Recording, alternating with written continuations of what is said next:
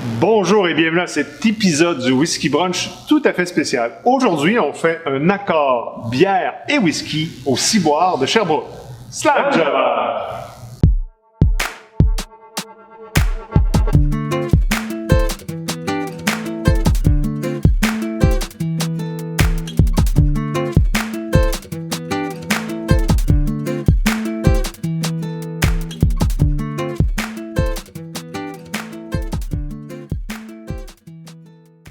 Bon matin à la maison, merci d'être encore avec nous ce matin. Salut messieurs, bon matin.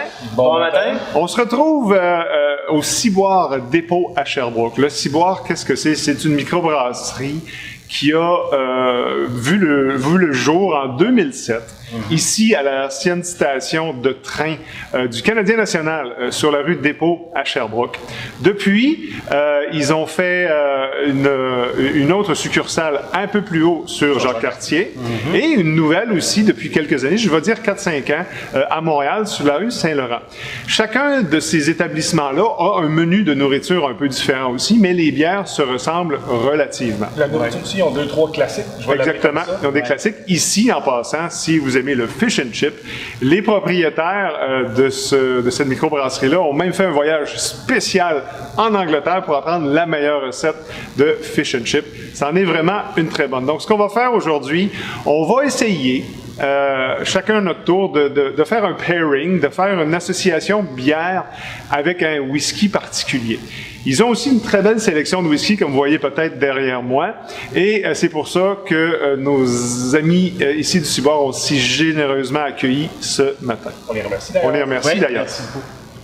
Donc, messieurs, vous savez, peut-être aussi à la maison, qu'est-ce qui différencie la bière du whisky?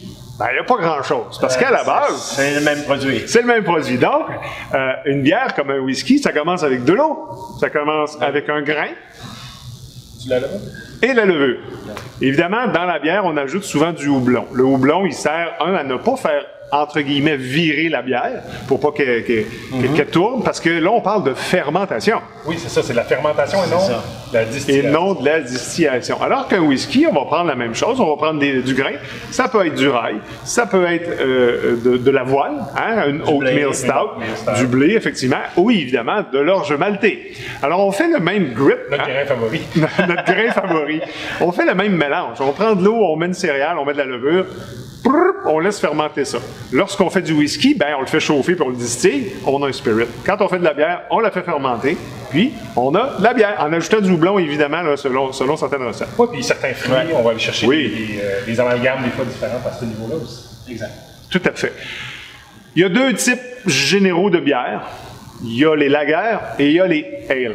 La différence, c'est la température à laquelle la levure va avoir un effet. Les lagers, ou les lagers, c'est une levure qui est à basse température. Les lagers, c'est ce qu'on retrouve généralement le plus possible. Les bières blondes. Les bières blondes classiques. Des fois, ils sont plus ambrés, etc. Et dans le cas d'une ale, là, on va avoir des strong ale, on va avoir des pale ale, on va avoir des Indian pale ale. Ouais. La levure fonctionne, du moins elle agit, avec une température beaucoup plus élevée.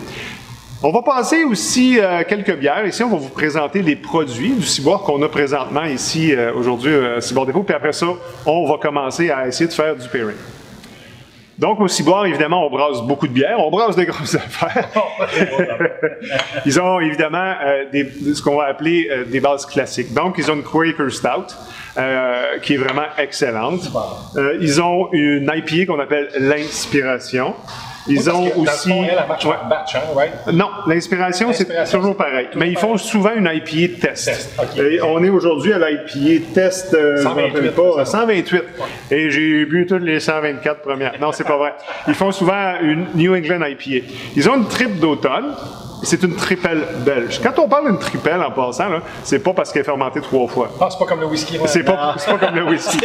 Dans le fond, selon l'histoire, en passant, les triples, les doubles, selon l'histoire, puis là, on parle dans le temps quand les moines faisaient de la bière, selon le degré d'alcool dans le baril, ils mettaient un X si c'était 3%, ils mettaient 2X si c'était 6%, puis ils mettaient 3X, triple, si c'était 9%. Là, je suis pas un expert de la bière, mais c'est comme ça que j'ai lu ça. Ils ont aussi la Cherbière, qui est une laguerre purement sherbrookeoise, qui a été développée ici avec des étudiants de l'Université de Sherbrooke en plus, oui, tout à fait. Et ils ajoutent à ça souvent, l'été, s'il y a une Bleu Ale, la Blue Ale, je pense qu'ils l'appellent Bleu Ale, c'est à base de bleuet.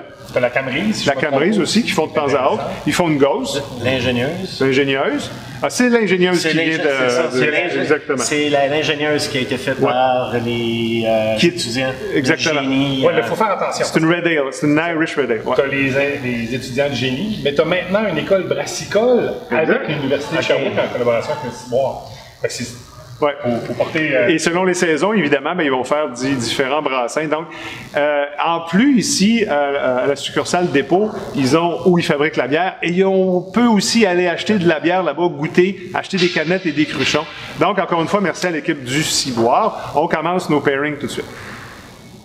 On commence donc notre dégustation. Messieurs, on y va avec la triple belge ou la triple d'automne.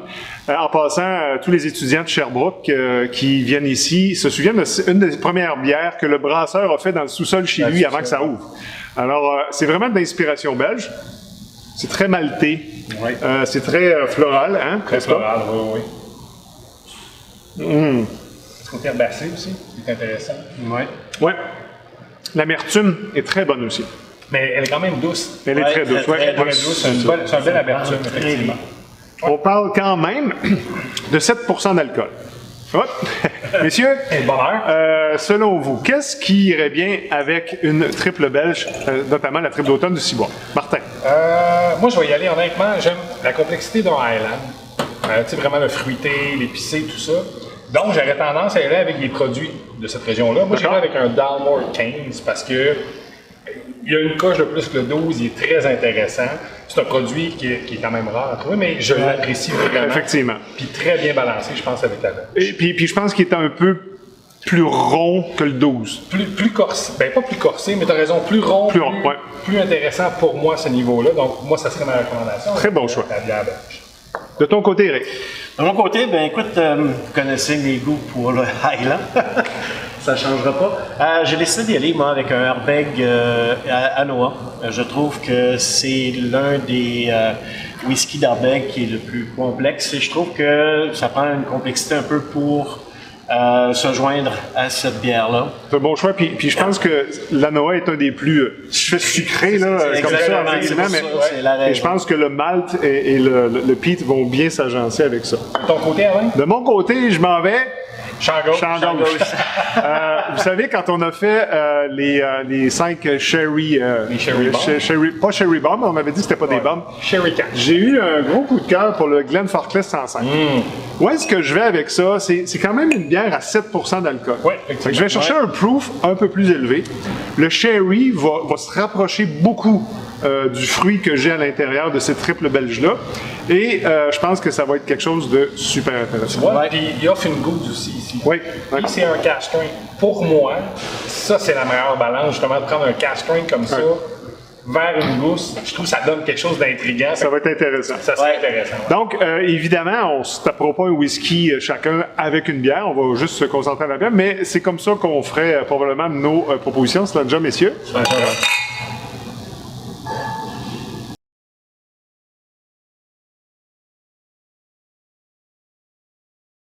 Comme deuxième bière, on va aller dans la stout.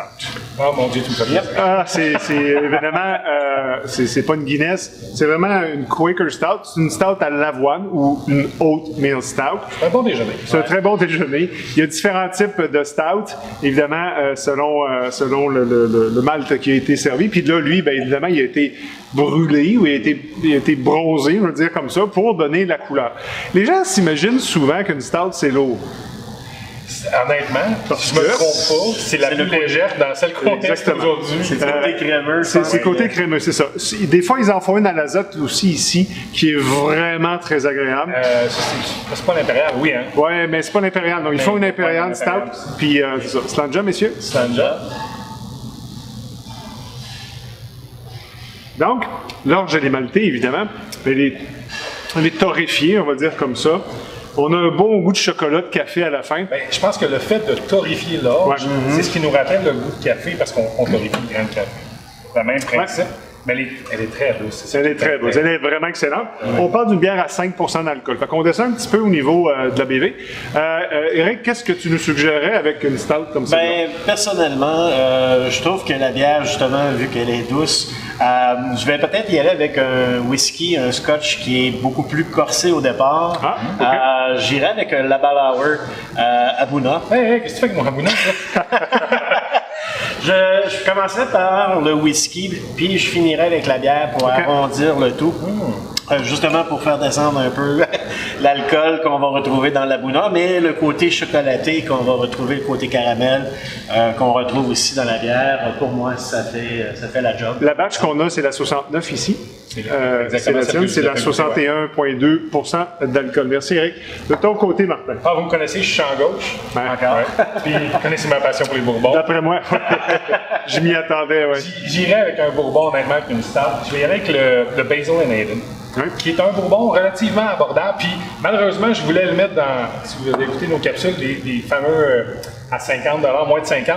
Il a passé juste en haut. Mais c'est un très bon bourbon. Puis vous comprenez, je trouve que le goût chocolaté, le goût sucré qu'on va retrouver dans le bourbon est un excellent pairing. Ton idée d'aller chercher un Special ou un Highland est intéressante aussi. Mais je vais y aller avec un bourbon. Mais j'ai hésité, je vais t'admettre. De mon côté, je vais rester. C'est pas une Guinness, OK? On s'entend. C'est pas une Guinness, mais c'est une stout. Attends, le puriste en toi. Le puriste en moi va rester en Irlande. Et je vais prendre simplement un bon vieux Jameson. Toute une quantité en plus. Oui, là, j'ai pris. On était au bar, donc c'est vraiment le 1,14 litres du Bar Brand, mais. La triple distillation va être très douce en bouche, va être très florale, combinée avec le chocolat et le café, selon moi, ça va faire un excellent pairing. Peut-être un Redbreast 12 aussi. Ben, c'est ce que j'allais dire. J'irais peut-être pas nécessairement avec un Jameson, mais ton idée d'Irlandais, j'ai hésité moi aussi. Mais peut-être un Redbreast ou un Green Spot. Mais un Irlandais, étant ce que je suis, demeure Irlandais all the way. Stand-já, messieurs, stand-já à la maison.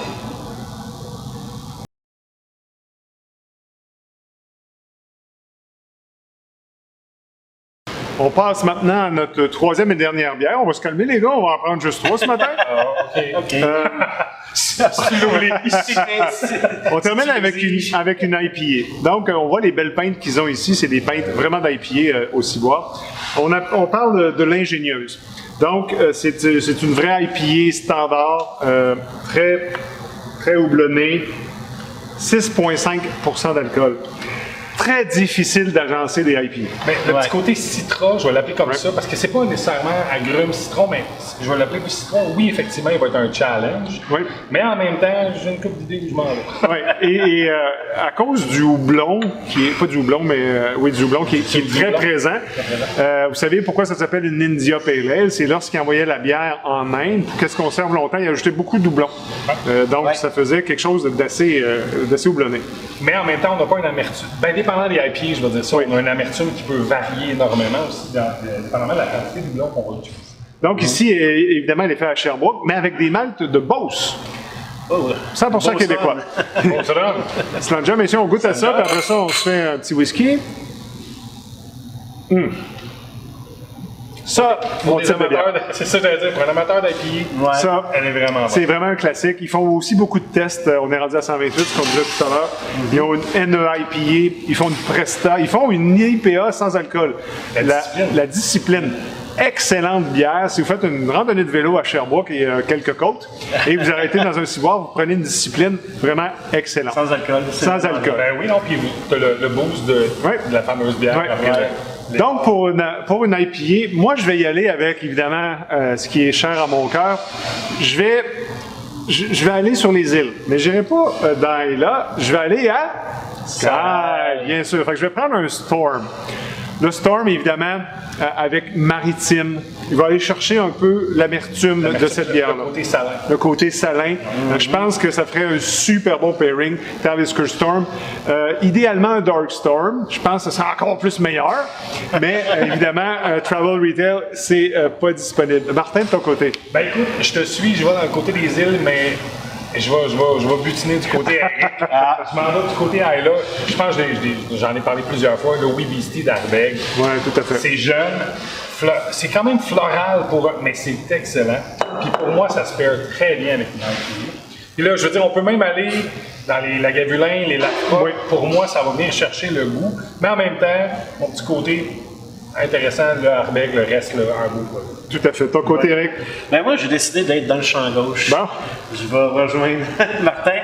J'ai décidé d'y aller avec un bourbon. J'ai décidé de prendre le Buffalo Trace. OK. Ça a du torque, je le comprends, mais je trouve qu'avec une bière qui a du torque aussi, je pense que le pairing se fait très bien. Les goûts, je crois,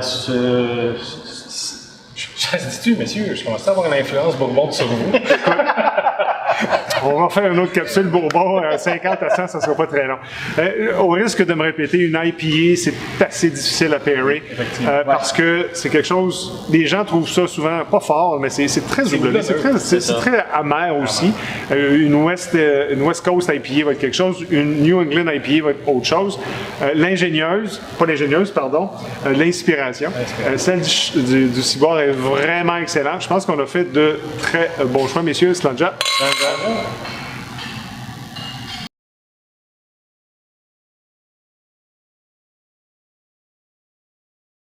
Messieurs, c'était très agréable de découvrir les bières du Ciboire avec vous. Redécouvrir. Évidemment, on est des amateurs de la région puis de la place, donc on vient relativement souvent. On espère qu'à la maison, vous avez apprécié. On vous invite à nous faire part de si vous avez des bonnes bières que vous savez avec lesquelles whisky les pairer, faites-nous savoir. On espère que vous avez apprécié ça. Si on a des microbrasseries à visiter. Oui, des microbrasseries qui ont plein de whisky derrière. Dites-nous-le, ça va nous faire vraiment plaisir. On tient encore une fois à remercier les gens du Ciboire qui nous ont accueillis ce matin. Christian, Christophe, Anne-Marie à la cuisine ici. Un immense merci. On espère que vous allez voir cette capsule-là, que vous avez appréciée. Si vous venez dans la région, faites-nous signe, on ira vous voir, puis on vous présentera le Ciboire. Ça va nous faire extrêmement plaisir. Pour terminer, on va retomber dans nos bonnes vieilles habitudes. On se prend un petit whisky avec des Vaux Glencairn du Ciboire. Ouais. Abonnez-vous si vous ne l'êtes pas déjà. Laissez-nous un commentaire, un pouce en l'air. Et d'ici là, on vous dit, drum on!